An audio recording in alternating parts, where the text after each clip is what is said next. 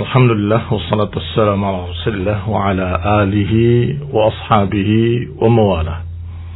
Amma ba'd. Para pendengar sekalian yang saya hormati, kita kemarin sudah bahas muqaddimah dari Imam An-Nawawi rahimahullah, yaitu pada intinya beliau menyatakan bahwa kehidupan di dunia ini sementara, dan Allah Subhanahu wa taala sudah menyebutkan hikmah dari penciptaan manusia dan jin, yaitu dalam ayat wa ma khalaqtul jinna wal insa illa liya'budun. Tidaklah aku menciptakan jin dan manusia kecuali agar mereka beribadah kepadaku. Berarti tujuan hidup kita di dunia adalah ibadah kepada Allah Subhanahu wa taala. Adapun usaha-usaha mencari maisha, berdagang, bekerja, itu semua hanya untuk menunjang kehidupan. Tetapi kehidupannya untuk beribadah kepada Allah Subhanahu wa ta'ala. Kemudian beliau bawakan juga untayan syair yang sangat indah, yaitu kalimat dari seorang penyair yang menyatakan Inna lillahi ibadan futana, bahwa Allah memiliki hamba-hamba yang cerdas. Talaqud dunya wa khaful fitana, yang mereka mentalak dunia dan takut kepada fitnah-fitnah dunia. Nadaru fiha falamma alimu annaha laysat lihayyin watana. Mereka memandang pada dunia ini semuanya. Ketika mereka tahu bahwa dunia ini bukan tempat untuk tinggal selama-lamanya, ja'aluha lujjatan. Mereka jadikan dunia ini sebagai lautan, dan mereka menjadikan amal saleh sebagai perahunya.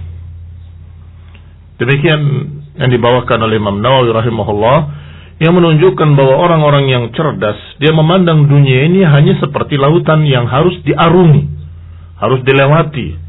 Adapun kehidupan yang kekal abadi adalah kehidupan di akhirat nanti. Maka hendaklah memikirkan yang kekal dan jangan terlena dengan kehidupan yang sementara. Kita lanjutkan ucapan An-Nawawi rahimahullah, fa idza kana haluha ma wasaftuhu, kalau keadaannya seperti yang aku gambarkan ini, kalau keadaannya seperti yang sudah lewat, kata beliau rahimahullahu ta'ala, maka hendaklah seseorang hamba menjalani hidup di dunia ini seperti yang pernah dijalani oleh Rasulullah sallallahu alaihi wa ala alihi wasallam. Kata beliau, jalani at-ta'addub bima sahha an nabiyyina sayyidil awwalin wal akhirin. Hendaklah beradab, berakhlak dengan apa yang telah sahih riwayatnya dari hadis Nabi Sayyidil Awwalin wal Akhirin sallallahu alaihi wa ala alihi wasallam. Kemudian beliau bawakan pembahasan berikutnya di dalam muqaddimah. Kata beliau, dan Allah sudah berfirman, wa ta'awanu 'alal birri wat taqwa. Hendaklah kalian saling bantu-membantu dalam kebaikan dan ketakwaan. Surat Al-Maidah ayat 2. Waqad sahha an Rasulillah, dan telah sahih pula dari Rasulullah sallallahu alaihi wasallam hadis, wallahu fi 'aunil 'abdi ma kana al-'abdu fi 'auni akhihi. Allah akan selalu menolong hambanya selama hamba itu menolong saudaranya. Juga hadis yang sahih dari ucapan Rasulullah sallallahu alaihi wasallam, man dalla 'ala khairin falahu mithlu ajri fa'ilihi. Siapa yang menunjukkan ke jalan kebaikan, maka dia mendapatkan pahala seperti pahala pelakunya. Dan juga hadis Nabi SAW, man da'a ila huda kana lahu minal ajri mislu ujuri man tabi'ahu la yanqusu dhalika min ujurihim syai'a. Siapa yang mengajak kepada petunjuk, kepada jalan yang lurus, maka dia akan mendapatkan pahala seperti pahala mereka yang mengikutinya. tidak berkurang sedikit pun dari pahala mereka. Artinya siapa yang mengajak, menunjukkan ke jalan yang lurus, maka dia mendapatkan pahala seperti pahala orang-orang yang mengikutinya semuanya, sedangkan orang yang mengikutinya tidak dikurangi pahalanya. Hadis-hadis yang sahih yang dibawakan oleh An-Nawawi rahimahullah, yang pertama dan kedua riwayat Muslim, dan yang ketiga disebutkan dalam hadis Bukhari rahimahumullahu ajma'in. Mengapa beliau membawakan ayat dan hadis-hadis ini? Ayat wa ta'awanu 'alal birri wat taqwa, ayat yang menyuruh kita untuk membantu dalam kebaikan dan ketakwaan. Kemudian membawakan hadis tentang menolong saudaranya. Allah akan selalu menolong hambanya selama hamba itu menolong saudaranya. Hadis tentang siapa yang menunjukkan pada kebaikan akan mendapatkan pahala seperti orang yang mengerjakan kebaikan tersebut. Siapa yang mengajak berdakwah kepada kebaikan, dia juga akan mendapatkan pahala orang yang mengikutinya, dan seterusnya. Karena beliau rahimahullahu ta'ala ingin membantu. Siapa yang ingin berjalan di jalan kebaikan ini, siapa yang ingin menghidupi dunia ini dengan ibadah kepada Allah, maka jalani jalan sunnah Rasul. Jalani jalan Rasulullah SAW, jalan sunnahnya, bimbingannya, akhlaknya, kita ikuti. Nah, beliau ingin membantu. Kata beliau, dan aku ingin membantu. Fara'aitu anna ajma'a mukhtasaran minal ahadits sahihah. Maka aku melihat, aku memandang perlunya aku kumpulkan hadis-hadis khusus untuk membimbing umat ini agar berjalan di dunia dengan adab Rasul, dengan akhlak Rasul, dengan perangai Rasul, dengan benar-benar jalan yang ditelusuri oleh Rasulullah sallallahu alaihi wa ala alihi wasallam. Terakhir beliau bawakan juga annahu qala li Ali, bahwa Nabi pernah berkata kepada Ali bin Abi Thalib radhiyallahu taala anhu, "Wa wallahi la an yahdi Allahu bika rajulan wahidan khairun laka min humrin na'am." Sungguh demi Allah, jika engkau atau jika seseorang masuk Islam karena sebab engkau, maka niscaya engkau akan mendapatkan pahala yang sangat besar seperti atau lebih dari unta merah. Saya ulangi, fa wallahi la an yahdi Allahu bika rajulan wahidan khairun laka min humrin na'am. Sungguh demi Allah, jika Allah memberikan hidayah pada seseorang karena sebab kamu, maka sungguh itu lebih baik daripada unta merah. Sedangkan unta merah di zaman itu, di zaman Rasulullah SAW, dalam keadaan merupakan harta benda yang paling mahal, paling dicari oleh mereka, mewah, dan tidak ada di atasnya. Maka kalau engkau menyebabkan seseorang dapat hidayah, engkau mendapatkan kebaikan pahala yang lebih dari unta merah. Maka kata Imam Nawawi rahimahullah dalam muqaddimahnya, aku berusaha untuk mengumpulkan mukhtasaran secara ringkas hadis-hadis yang sahih, mustamilan ala ma yakunu tariqan li sahibihi, yang terkandung di dalamnya apa-apa yang menunjukkan jalan bagi pembacanya untuk menuju akhirat. Wa muhassilan li adabihi al-batinah wal-zahirah, dan juga hadis-hadis yang mengandung adab-adab Rasul alaihi salatu wassalam yang lahir dan batin. Jami'an litarghib wa tarhib, yang mengumpulkan targhib wa tarhib. Targhib itu pemberi semangat, tarhib menakut-nakuti dari adab. Artinya jami'an litarghib wa tarhib, bahwa aku akan kumpulkan hadis-hadis dalam kitabku ini untuk membantu mereka-mereka yang ingin menjalani jalan Rasul, yang terkandung di dalamnya at-targhib, dorongan agar kita beramal saleh, dan tarhib, yaitu menakut-nakuti hati kita agar kita enggak berani berbuat dosa. Wasairi anwa'i adabis salikin, dan juga semua bermacam-macam adab-adab salikin, orang-orang yang ingin menjalani jalan yang lurus ini. Min ahadits zuhud, seperti hadis-hadis zuhud, wa riyadatin nufus, pembinaan hati, wa tahdzibil akhlaq, pembinaan akhlak, wa taharatil qulub wa ilajiha, dan juga pembersih hati, pengobat hati, wa siyanatul jawarih, yang menjaga anggota badan, wa izalat i'wijajiha, dan menghilangkan segala kebengkokan-kebengkokan, wa ghairi dzalik, dan lain-lainnya min maqasidil arifin, dan lain-lainnya dari tujuan-tujuan para arifin. Wa altazimu fihi, dan aku berupaya untuk memegang, masih kata penulis, anna adkur illa hadisan sahihan. Aku berprinsip untuk tidak memasukkan dalam kitabku kecuali hadis yang sahih, minal wadihat, hadis-hadis yang jelas, mudhafan ilal kutubis sahihah al-masyhurat, yang aku idhafahkan, aku sandarkan pada kitab-kitab yang masyhur dari kitab-kitab sahih. Wa usaddir al-abwab minal Qur'anil aziz bi ayatin karimat, dan aku mulai di awal-awal bab, aku mulai dengan ayat Al-Qur'an dan juga dengan ayat-ayat yang mulia.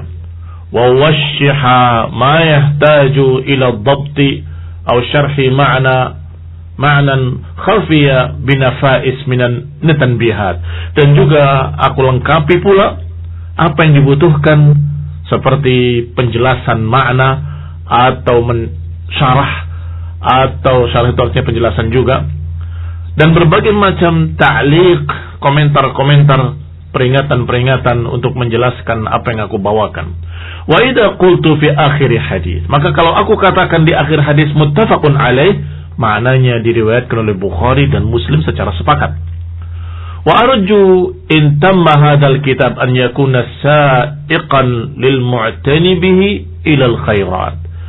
Aku berharap kalau sudah sempurna kitab ini akan menjadi pembimbing yang menuntun orang-orang yang ingin menjalani kebaikan. Hajizan lahu an anwa'il qaba'ih. Mudah-mudahan bisa menjadi penghalang dari berbagai macam kejelekan-kejelekan al-muhlikat dan yang membinasakan. Wa ana sa'ilun akhan intafa'a bi syai'in minhu an yad'u li, dan aku meminta kepada pembaca sekalian yang memanfaatkan kitabku, yang membawa atau mengambil kebaikan dari kitabku, aku meminta kepadanya agar mendoakan aku, kata beliau rahimahullahu ta'ala, wa ghafara lahu wa ghafara liwalidayh. Kata beliau berkata, doakan aku, wali walidayya, dan juga kedua orang tuaku, wa masyayikhi, dan juga syekh-syekhku, wa sairi ahbabina, dan semua orang-orang yang aku cintai. Maka kita doakan, Allahumma ighfir lahu warhamhu wali walidayhi wa masyayikhihi wa ahbabihi, dan juga muslimina ajma'in, dan kita doakan pula seluruh kaum muslimin, semoga memberikan rahmat pada seluruh kaum muslimin. Wa 'ala Allahil karim i'timadi, dan kepada Allah lah aku menyandarkan diri, dan kepadanya aku serahkan diriku. Wa hasbi Allahu wa ni'mal wakil, dan cukup bagiku Allah sebagai tempat aku bertawakal dan bergantung kepadanya. Wala haula wala quwwata illa billahil azizil hakim. Alhamdulillah, selesai pembahasan muqaddimah dari An-Nawawi rahimahullah. Dan insyaallah pada pertemuan berikutnya kita akan masuk pada bab pertama, yaitu tentang keikhlasan. Wallahu ta'ala a'lam bis-shawab, wa sallallahu ala Muhammadin wa ala alihi wa ashabihi wa sallama tasliman katsira. Baik Ustaz, jazakallahu khairan atas nasihatnya dan juga pembahasan dari mukadimah kitab Riyadhus Shalihin. Kita langsung ke acara tanya jawab Ustaz. Bismillah ya. Dari ya tidak sebutkan namanya. Bismillah. Semoga Allah senantiasa merahmati Ustaz. Amin. Afwan, mohon nasihatnya Ustaz, bagaimana cara kita mengajarkan anak-anak untuk mencintai Al-Quran? Sudah menghafal, mengkaji, tapi seringkali lalai. Lebih suka membaca buku-buku lain dibandingkan Al-Quran. Jazakallahu khairan wa anta jazakallahu khairan. Silakan Ustaz. Ya. Dulu di zaman salaf, di zaman para sahabat radhiyallahu alaihim ajma'in, mereka menggunakan papan-papan seperti papan tulis tapi kecil, digantungkan di leher anak-anak. Kemudian ditulis di sana ayat. Anak itu dibiarkan bebas seperti layaknya anak-anak, tetapi nanti akan ditagih sudah hafal atau belum. Walaupun tidak harus persis sama dengan kalung seperti itu ya. Tetapi paling tidak kita bisa paham tentang anak-anak itu, tergantung umur mereka. Kalau umur-umur itu masih anak-anak, biasanya mereka memang senang main, sehingga cukup dengan diberi 1-2 ayat untuk mereka menghafal, dan kemudian mereka dibiarkan dalam keadaan seperti layaknya anak-anak. Tetapi ada satu waktu, ada satu tugas yang mereka kerjakan. Tidak mengapa untuk memberikan targhib, iming-iming sesuatu. Kalau engkau hafal, engkau akan diberikan ini. Kalau engkau hafal, engkau akan diberikan hadiah ini dan itu. Tidak mengapa untuk demikian, sebagai penyemangat anak-anak. Wallahu ta'ala a'lam. Baik Ustaz, berikutnya dari Abu Jafid. Bismillah. Assalamualaikum Ustaz. Waalaikumsalam. Sehat ya Ustaz? Alhamdulillah, sehat walafiat. Ana ada sedikit pertanyaan. Bagaimanakah jika ada yang mengatakan hidup ini harus seimbang antara dunia dan akhirat? Apakah yang harus kita jawab agar menjadi nasihat yang hikmah? Terutama jika mengatakan itu adalah orang tua kita. Jazakumullah khairan wa antum jazakumullah khairan. Nah, tentunya satu kesalahan besar kalau dikatakan seimbang antara dunia dan akhirat. Karena kehidupan kita di dunia semuanya untuk akhirat. Tetapi jangan lupakan dunia. Demikian bahasa yang ada dalam Al-Quran ketika Allah Subhanahu wa taala menyatakan wabtaghi fima ataqallahu ad-daral akhirah wa la tansa nasibaka minad dunya. Kata Allah, carilah dengan semua apa yang kau punyai, dengan semua apa yang Allah berikan pada kamu dari fasilitas di dunia ini, carilah akhirat. Wa la tansa nasibaka minad dunya, dan jangan lupakan bagianmu di dunia. Apa maknanya? Maknanya keutamaan atau yang paling utama dan pertama adalah cari akhirat. Tapi dunia jangan dilupakan.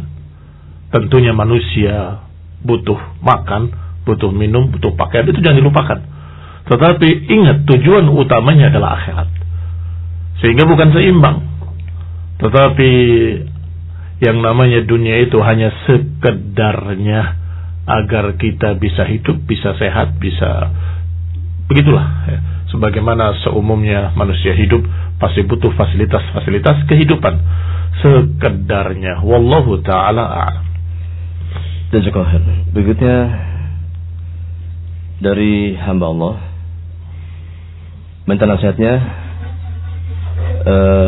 tentang seseorang ya yang berbuat dosa, namun ia kerap kali terkalahkan oleh syahwat. Dia khawatir ilmunya akan hilang. Apakah taubat bisa memperbaiki dampak dosa atau jeleknya pemahaman dan hafalan seseorang? Semoga Allah menjaga Ustaz kami. Amin. Silakan Ustaz. Iya. Yang namanya ilmu itu cahaya. Kalau cahaya Allah Subhanahu wa taala kemudian nasallahu salam al-afiyah, orang itu mencampurinya dengan dosa-dosa, maka tentunya akan tertutup dengan noda-noda hitam dan akan semakin gelap. Tergantung seberapa besarnya dosa dan seberapa banyaknya dosa, akan redup ilmu tersebut, akan redup cahaya tersebut. Nasallahu salam al-afiyah. Sehingga seorang talibul ilm, seorang santri pencari ilmu, hendaklah berupaya untuk menjauh dari dosa-dosa dan berupaya untuk beristighfar, meminta ampun pada Allah atas dosa-dosa yang telah dilakukannya. Mudah-mudahan akan terhapus titik-titik hitam tadi dan akan semakin cerah, akan semakin bercahaya ilmunya. Sehingga kalau pertanyaannya apakah bisa memperbaiki dampak dosa jeleknya dengan istighfar, dengan taubat? Naam, bisa. Kalau dia bertaubat, mudah-mudahan ilmunya akan bercahaya kembali. Sehingga hendaklah dia terus talabul ilmi, dan hendaklah dia terus berupaya untuk memperbaiki dirinya, membersihkannya dari dosa-dosa, dan kemudian minta ampun pada apa yang sudah lewat. Wallahu ta'ala a'lam bis-shawab.